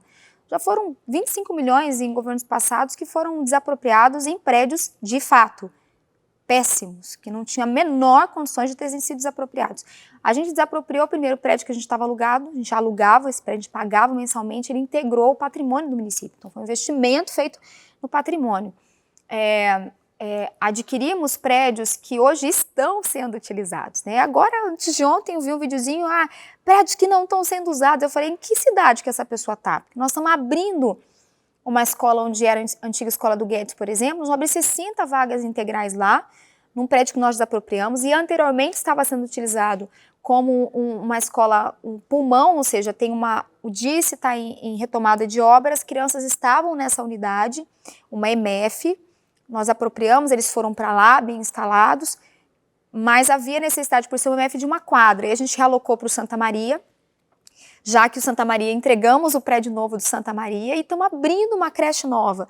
Garagem que foi desapropriada sendo utilizada, o prédio administrativo da própria Secretaria de Educação sendo utilizado. Os nossos professores hoje têm um espaço específico para treinamento, né, que é o nosso CREFOR, que nós implantamos, prédio desapropriado sendo utilizado. Todos os laudos possíveis, encaminhamentos do Ministério Público saíram, comprovaram que não houve negligência da nossa parte. Então, as desapropriações estão aplicadas, elas foram feitas. Mas, como eu disse, desapropriaram um hotel tombado que até hoje dá um trabalho imenso para a gente, mas ninguém questionou. Mas as minhas desapropriações foram questionadas e, pior do que isso, foram utilizadas de forma nojenta politicamente para dizer que havia irregularidade da minha parte. Passamos por uma comissão, na época vencemos essa etapa, ficou comprovado que não há irregularidade da minha parte em absolutamente nada disso. Porque quem faz as avaliações são servidores de carreira, pessoas que foram colocadas lá para isso. Então eu percebo que há uma movimentação para quanto pior, melhor, para dizer que a gente não faz, quando na verdade nós temos 5 escolas sendo retomadas agora, de problemas sérios de obras, com problemas de construtoras passadas que a gente está retomando. Nós abrimos... Estamos com o tempo estourado, né, produtor? Já! Mas deixa eu fazer uma última pergunta polêmica, né? E o DAI? Por que não privatiza assim? Dá tanto problema o DAI? Olha, é até boa oportunidade de a gente dizer, né? Muita gente fala a privatização do DAI nesse projeto, a concessão é uma coisa, a privatização do DAI é uma outra coisa muito diferente. Você está concedendo a ET, né? A ET, exato. A gente está concedendo aquilo que a gente não tem. Com relação ao DAI, eu sempre digo que o que faz você deixar de ser importante são os resultados que você dá. Então, ao longo, a nossa gestão foram quase 9 postos religados e interligados, reservatórios. Nessa semana a gente inaugura o reservatório da Vila Dutra, interligações. Né? A gente percebe uma grande preocupação do próprio DAI em trazer esses resultados. A gente teve problemas de falta d'água, sim, mas a gente diminuiu a dependência do Rio Batalha. É algo que tem que ser feito ao longo de muitos anos. Se todo mundo tivesse feito um pouquinho nos seus governos, eu chegaria e a gente faria mais a nossa parte. Dura que a gente está tendo que fazer coisas que não fizeram anteriormente. Então a gente chegou, tinha poço que estava desligado por coisa mínima, arruma e põe no sistema. Então a gente tem resultados hoje que o DAI proporciona, que bem melhores do que nós tínhamos quando nós assumimos. Então a questão de privatizar ou não depende do governo, depende dos resultados que ele proporciona. Se o time está ganhando, se está sendo efetivo, está funcionando, estamos juntos nisso, vamos continuar seguindo nessa ideia. Por enquanto, eu percebo um grande empenho, pelo menos da equipe do DAI, em trazer esses resultados. Então a gente tem reservatório para ser entregue, interligação finalizada, tem a região do Jansante, Meridota, já encaminhada para a gente ampliar a captação de água lá, né, poços lá. Então assim, as coisas estão caminhando. Então quem muda a realidade do DAI são os próprios servidores. Perfeito. Agora eu vou fazer uma pergunta muito polêmica, tá? Você gosta de dorama? O pessoal fica zoando você na internet. O pessoal zoando na internet. Eu gosto de coisas mais leves, a vida já é tão pesada, então de vez em quando assistir uma coisa tranquila. Em dorama. Dorama que não tá dando tempo. Série coreana, que é uma historinha lá de amor, de coisinha bem mais tranquila, gente, mais leve. Mas assim, eu não tô conseguindo assistir. Parei nos episódios de uns aí que eu nem lembro o nome, mas eu sempre que posso eu assisto um pouquinho. Não, a vida já é pesada demais. Põe um dorama lá, você fica lá, né, tranquilo, só coisa boa, só coisa leve. Então é isso. Prefeita, obrigada por ter vindo aqui. Eu agradeço muito, parabéns pelo trabalho de vocês, tá? Obrigada pelo convite. Desculpa a demora para vir, mas a agenda foi corrida. E sucesso para vocês aí. Obrigado. Sucesso. Sempre à disposição. Obrigadão, viu, gente? Pessoal, esse foi mais um Além dos Outdoors, o maior programa de entrevistas do Centro-Oeste Paulista. Lembrando sempre, você que nos acompanha pela TV, pela rádio, perdeu? vai para o YouTube. Lá nós temos mais de 2 milhões de visualizações, todos os programas estão lá, você consegue rever, assistir de novo. Até lá, até o próximo programa. Tchau!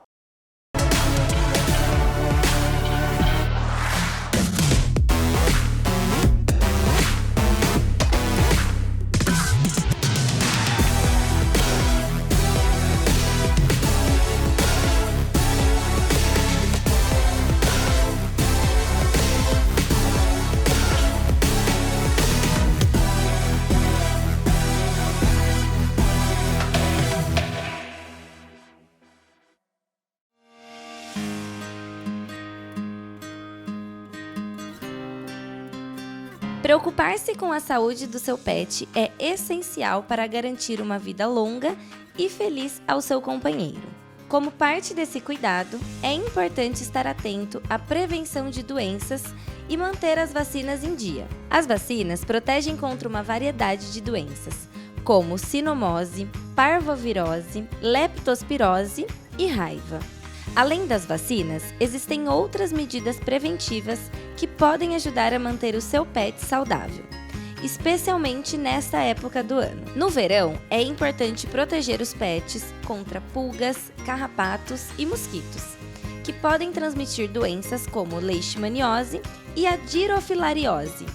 Manter o ambiente limpo e utilizar produtos antiparasitários podem ajudar a prevenir infestações. Para garantir que o seu pet esteja sempre saudável e protegido, não subestime a importância do check-up regular. Mesmo que seu animal pareça saudável, exames veterinários periódicos podem detectar problemas de saúde precocemente e garantir um tratamento eficaz.